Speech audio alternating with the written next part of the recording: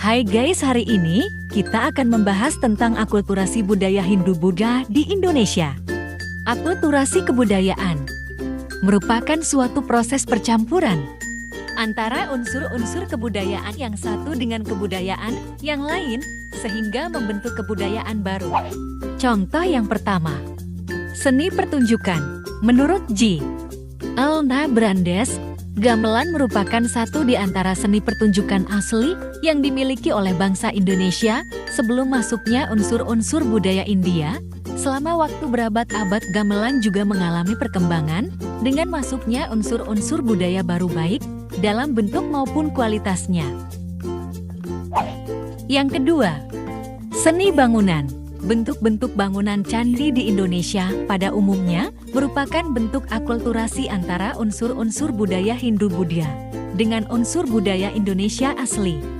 Bangunan yang megah, patung-patung perwujudan dewa atau Buddha, serta bagian-bagian candi dan stupa adalah unsur-unsur dari India. Masuknya pengaruh India juga membawa perkembangan dalam bidang seni rupa, seni pahat, dan seni ukir. Berbagai corak kebudayaan Hindu-Buddha mulai berkembang, khususnya seni rupa dan seni ukir. Hal ini dapat dilihat pada relief atau seni ukir yang dipahatkan pada bagian dinding-dinding candi. Berbagai ragam relief dan gambar-gambar visualisasi peradaban masa itu tampak menawan. Setelah masuknya pengaruh India, kepercayaan terhadap roh halus tidak punah.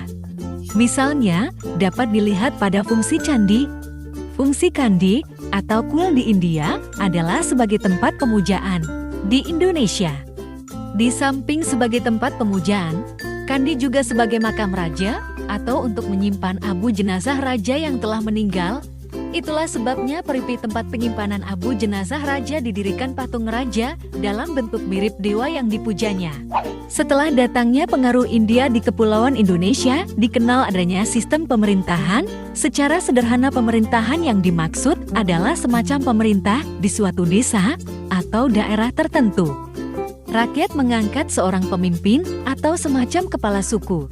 Orang yang dipilih sebagai pemimpin biasanya orang yang sudah tua senior. Arif dapat membimbing. Setelah pengaruh India masuk, maka pemimpin tadi diubah menjadi raja dan wilayahnya disebut kerajaan. Hal ini secara jelas terjadi di Kutai.